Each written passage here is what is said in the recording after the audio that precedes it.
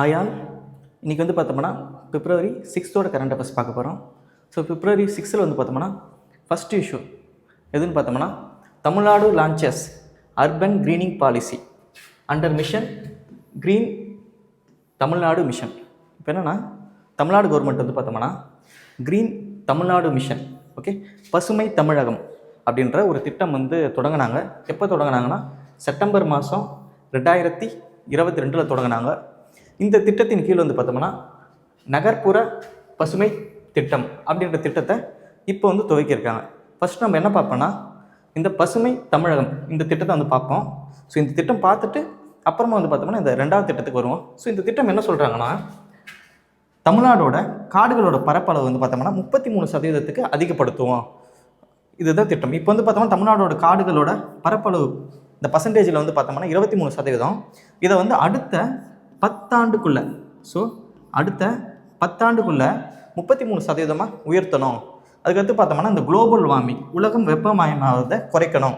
அதுக்கடுத்து காடுகளை வந்து பராமரிக்கணும். இதுதான் வந்து பார்த்தோம்னா பசுமை தமிழகத்தோட திட்டம். ஸோ இந்த திட்டத்தை கீழே வந்து பார்த்தோம்னா நகர்ப்புற பசுமை திட்டம், ஓகேங்களா, அர்பன் க்ரீனிங் பாலிசி என்ற பாலிசியை வந்து இப்போ சொல்லியிருக்காங்க. ஸோ இந்த பாலிசியில் நம்ம தெரிஞ்சுக்க வேண்டியது 2 பாயிண்ட் தான். ஒன்று என்ன சொல்லியிருக்காங்கன்னா 15%. இப்போ வந்து பார்த்தோம்னா ஒவ்வொரு அர்பன் லோக்கல் பாடி இங்கே இருக்கக்கூடிய நகர்ப்புற உள்ளாட்சி அமைப்புகள் மொத்தம் வந்து பார்த்தோம்னா தமிழ்நாட்டில் 659 659 உள்ளாட்சி அமைப்புகள் நகர்ப்புற உள்ளாட்சி அமைப்புகள் இருக்குது. அதில் இருக்கக்கூடிய பகுதிகளில் 15% வந்து பார்த்தோம்னா காடுகளாக நம்ம உருவாக்கணும். அதில் இருக்கக்கூடிய இடத்த வந்து காடுகளாகவோ இல்லை பசுமையாக உருவாக்கணும். இதுதான் இந்த திட்டம். ஸோ நம்ம ஞாபகம் வச்சுக்க வேண்டியது இந்த பசுமை திட்டம். ரெண்டாவது வந்து பார்த்தோம்னா தமிழ்நாடோட பசுமை தமிழகம் திட்டம் வந்து எப்போ உருவாக்குனாங்க, இந்த 2 பாயிண்ட்டு. இது வந்து எந்த எஸ்டிஜி கோலாக கூட கனெக்ட் ஆகிருக்கு, ஏதோ கூட லிங்க் ஆகிருக்குன்னு பார்த்தோம்னா எஸ்டிஜி கோல் 11. ஸோ இது வந்து நீங்கள் மெயின்ஸில் வந்து யூஸ் பண்ணிக்கலாம். ஸோ நீங்கள் ஒரு காடுகளை பற்றியோ இல்லை ஒரு நகர்ப்புறத்தை பற்றி எழுதும்போது எஸ்டிஜி 11 வந்து மென்ஷன் பண்ணிக்கலாம். அது மட்டும் இல்லாமல் இதில் எக்ஸ்ட்ரா நம்ம ஒன்று தெரிஞ்சுக்க போகிறோம். இந்தியாவோட ஒட்டுமொத்த காடுகளோட பர்சன்டேஜ் வந்து பார்த்தோம்னா 25.17%. இந்தியாவில் வந்து பார்த்தோம்னா டோட்டல் ஃபாரஸ்ட் கவர் வந்து பார்த்தோம்னா 25%. எந்த ஸ்டேட்டு அதிகமாக காடுகள் உள்ள பரப்பளவு லேண்ட் ஏரியாவில் பார்த்தோம்னா மத்திய பிரதேஷ். ஸோ மத்திய பிரதேஷில் பார்த்தோம்னா காடுகளில் முதல் இடத்துல இருக்குது.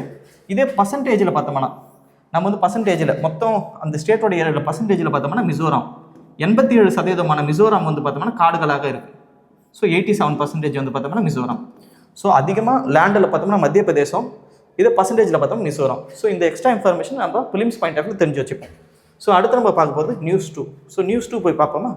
நியூஸ் 2ல் என்ன சொல்லியிருக்காங்கன்னா ரொம்ப ரொம்ப முக்கியமான விஷயம், கேரளா கவர்மெண்ட், ஓகேங்களா, கேரளா கவர்மெண்ட் வந்து பார்த்தோம்னா எல்டர்லி பட்ஜெட். ஸோ பார்த்தோம்னா முதியோருக்காக செப்பரேட் பட்ஜெட் வந்து கேரளா கவர்மெண்ட் வந்து தாக்கல் பண்ணியிருக்காங்க. ஸோ கேரளாவோட ஃபைனான்ஸ் மினிஸ்டர் அவர் வந்து பார்த்தோம் பாலகோபால், அவர் என்ன சொல்லியிருக்காருன்னா இங்கே இருக்கக்கூடிய முதியோருக்காக 46,000 கோடி வந்து இதில் ஒதுக்கியிருக்காங்க. கிட்டத்தட்ட அவங்களோட டோட்டல் பட்ஜெட்டில் 19%.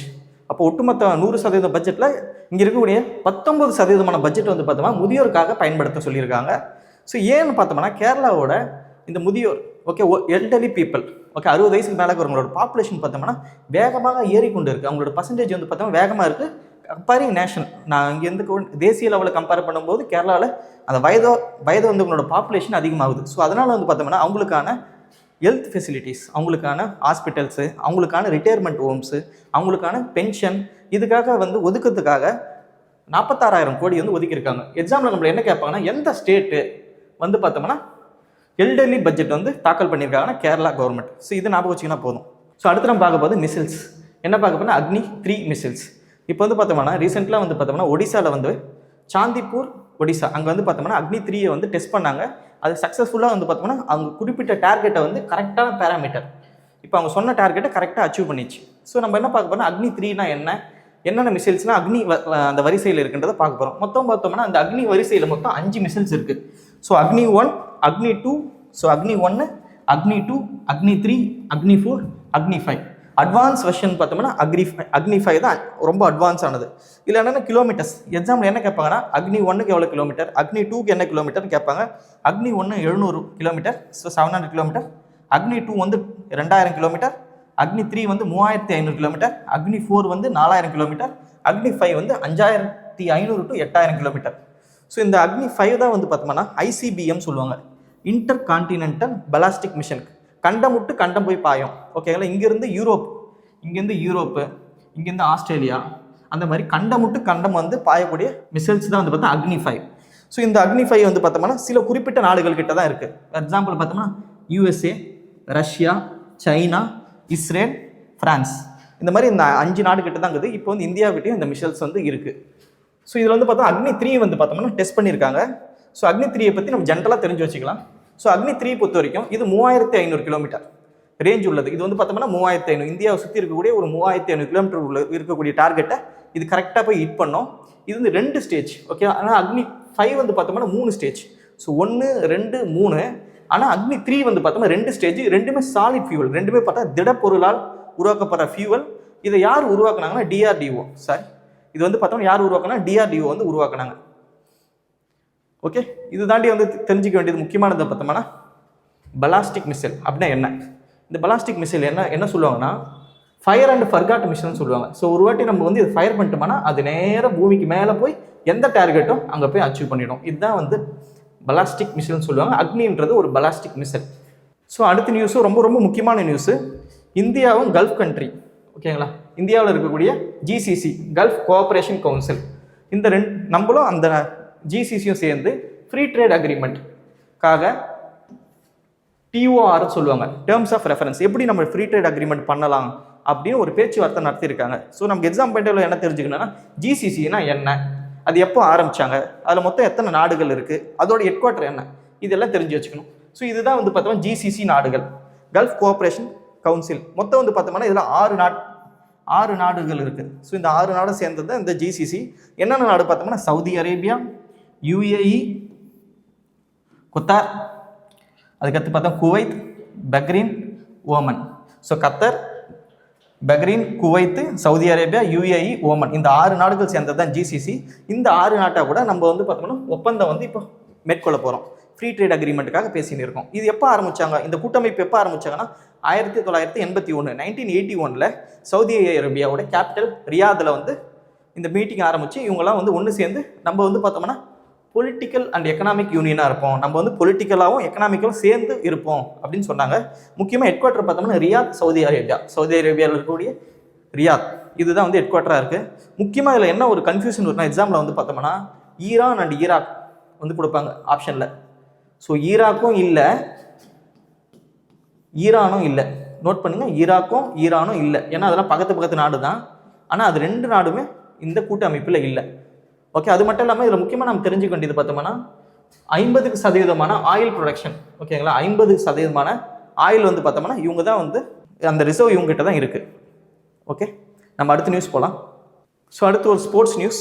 ஸ்போர்ட்ஸை பொறுத்த வரைக்கும் கிரிக்கெட்டுக்கும் டென்னிஸ்க்கும் ரொம்ப முக்கியத்துவம் கொடுப்பாங்கன்னு சொன்னேன். ஸோ நம்ம பார்த்தா இந்தியா வந்து அண்டர்-19 வேர்ல்டு கப் வந்து ஜெயிச்சிட்டாங்க. யார்கிட்ட ஜெயிச்சாங்கன்னா இங்கிலாந்து வந்து ரன்னராகவும் இந்தியா வந்து வின்னராகவும். இது வந்து பார்த்தோம்னா 6வது முறை வந்து இந்தியா வந்து ஜெயிச்சிருக்காங்க. இந்த அண்டர்-19 கப் வந்து பார்த்தோம்னா 6வது முறை ஜெயிச்சிருக்காங்க. இது எந்த நாட்டில் நடந்ததுன்னா ஜிம்பாப்வேல இருக்கக்கூடிய அவங்க கேபிட்டல் ஹராரே ஸ்டேடியத்தில் வந்து இந்த மேட்ச் வந்து நடந்தது. ஸோ இதுதான் வந்து நம்ம இந்தியன் டீம் வந்து அண்டர்-19 கப்பு ஜெயிச்சிருக்காங்க. இதில் யார் player of the series, player of the மேட்ச்னு பார்த்தோம்னா வைபவ் சூரியவம்சி. ஸோ வைபவ் சூரியவம்சி ஒரு 14 வயசு பிளேயர் தான் வந்து பார்த்தோம்னா இதில் வந்து மேன் ஆஃப் த சீரீஸாக இருந்திருக்காங்க. ஸோ ஞாபகம் வச்சுக்க வேண்டியது இந்தியா ஜெயிச்சிட்டாங்க.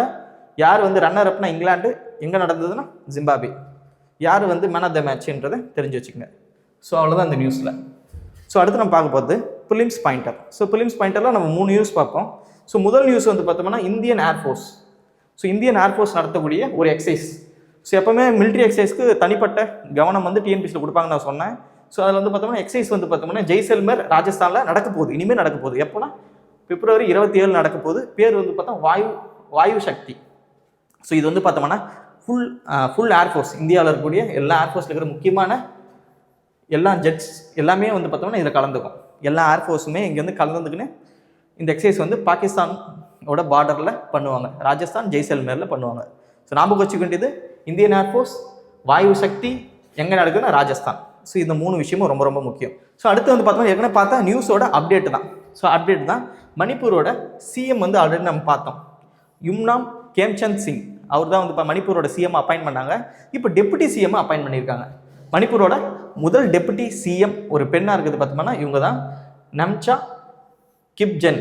இவங்க தான் வந்து மணிப்பூரோட டெபுட்டி சிஎம்மாக இருக்காங்க. ஸோ அடுத்த நியூஸ் வந்து பார்க்க போகிறோம்.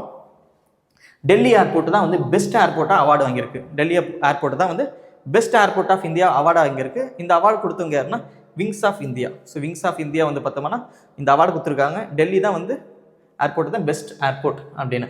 ஸோ இந்த 3 நியூஸ் தான் வந்து ப்ரிலிம்ஸ் பாயிண்டரில் பார்க்குறோம். அடுத்து நம்ம பார்க்க போது mains pointer. So mains pointer பொறுத்தவரை நீங்கள் ரொம்ப முக்கியமான விஷயத்தை வந்து நம்ம பார்க்க போகிறோம். ஸோ என்ன விஷயத்தை பார்க்க போகிறோம்னா சிலபஸில் வந்து சோஷியோ எக்கனாமிக் இஷ்யூஸில் இருக்கக்கூடிய பாவர்ட்டி. ஓகே, பாவர்ட்டி பற்றி பார்க்க போகிறோம். ஸோ பாவர்ட்டி அப்படின்னா வறுமை. இதில் என்ன நம்ம தெரிஞ்சுக்க போகிறோம்னா சிம்பிளாக சில விஷயத்த நம்ம பிக்சர்ஸ் மூலமாக பார்க்க போகிறோம். ஒன்று வந்து பார்த்தோம் டைப்ஸ் ஆஃப் பாவர்ட்டி. மொத்தம் வந்து பார்த்தோம்னா சில முக்கியமான டைப்ஸ் கொடுத்துருக்காங்க. ஒன்று வந்து அப்சல்யூட் பாவர்ட்டி, அதுக்கடுத்து relative poverty, Kronig poverty, seasonal poverty. So அப்படின்றத நீங்கள் ஏற்கனவே கிளாஸில் பார்த்துருப்பீங்க. அப்சல்யூட் பாவர்ட்டினா முழுசாக வந்து பார்த்தோம்னா அவங்களுக்கு அந்த பேசிக் நீட்ஸே இல்லை. சாப்பாடு, தங்குற இடம், அந்த முக்கியமான ஒரு பேசிக் கம்யூனிட்டிஸே இல்லாத தான் அப்சல்யூட் பாவர்ட்டி. ரிலேட்டிவ்ஸ் பாவர்ட்டி பார்க்கும்போது அந்த சுற்றி இருக்கக்கூடிய பகுதிகளை பார்க்கும்போது நம்ம ஏழையாக இருப்போம். ஓகேங்களா, அது ரிலேட்டிவ். சில டைம் வந்து ஏழையாக இருப்பாங்க, சில டைம் வந்து பார்த்தோம்னா அவங்க பாவர்ட்டி வெளியே இருப்பாங்க. கிட்டத்தட்ட அவங்க வந்து சீசா மாதிரி. சில நாளில் வந்து ஏழ்மை நிலையில் இருப்பாங்க, சில நாள் வந்து பார்த்தோம்னா கொஞ்சம் மேலே இருப்பாங்க. அந்த மாதிரி நிலைமை தான் ரிலேட்டிவ் பாவர்ட்டி. அடுத்து கிரானிக் பாவர்ட்டி, காலங்காலமாக வந்து வறுமையிலே இருக்குது. அவங்க அப்பா இருப்பாங்க, பையன் இருப்பான், அடுத்து அவங்க பையன் இருப்பான், வறுமையிலேயே அவங்க வாழ்க்கை வந்து ஓடும். சீசனல் பாவர்ட்டி, இது வந்து பார்த்தா விவசாயத்தில் பார்க்கலாம். வேலை இருக்கும்போது பார்த்தோம்னா கொஞ்சம் நல்லா இருப்பாங்க, எல்லா வசதியும். ஓகேங்களா, வேலை இல்லாத போது அன்எம்ப்ளாய்மெண்ட்டாக இருக்கும்போது அவங்க வந்து பார்த்தோம்னா அந்த வறுமைக்கு போயிடுவாங்க. ஸோ இதுதான் வந்து டைப்ஸ் ஆஃப் பாவர்ட்டி. அடுத்து காசஸ் ஆஃப் பாவர்ட்டி. ஸோ நம்ம வந்து எக்ஸாம்பிள் வந்து காசஸில் வந்தும்போது தனித்தனியாக இங்கே போட்டு எழுதணும். ஒன்று வந்து பார்த்தோம்னா economic causes, social causes, institutional, environment. இப்போ எக்கனாமிக் காசஸில் வந்து பார்த்தோம்னா நம்ம என்ன சொல்லலாம்னா அன்எம்ப்ளாய்மெண்ட், இதெல்லாம் வந்து நீங்கள் எக்கனாமிக் காசஸில் சொல்லலாம். சோஷியல் காசஸில் பார்த்தா இல்லிட்ரஸி சொல்லலாம். இன்ஸ்டியூஷனலில் பார்த்தோம்னா கவர்மெண்ட்டோட ஸ்கீம்ஸ் வந்து நமக்கு வந்து சேரலை. Okay, week or poor institutional சொல்லலாம். என்விரான்மெண்டல் பார்த்தோம்னா கிளைமேட் சேஞ்ச், அந்த மாதிரி விஷயத்தெல்லாம் சொல்லலாம். கவர்மெண்ட் ஸ்கீம்ஸ் வந்து நீங்கள் எப்போவுமே மெயின்ஸில் வந்து மென்ஷன் பண்ணணும். So for example MG NREGA, 100 நாள் வேலை திட்டம், Jan Dhan Yojana, Awas Yojana, national food security mission, national rural livelihood mission, Ayushman Bharat. So இந்த மாதிரி ஸ்கீம்ஸ் எல்லாம் சொல்லி அந்த ஸ்கீமை பற்றி ஒரு 2-3 பாயிண்ட் எழுதுறது மூலமாக ஆன்சர்ஸ் வந்து நல்லா ஒரு ஸ்டாண்டர்டைஸ்டாக இருக்கும், நல்ல மார்க் வந்து வாங்கலாம். ஸோ இந்த பிக்சர்ஸை பார்த்து நீங்களும் வந்து ஈஸியாக இந்த பாவர்ட்டி இந்த டாப்பிக்கை கவர் பண்ணிடலாம். அடுத்து நம்ம பார்க்க போகிறது கொஷின் ஆஃப் த டே.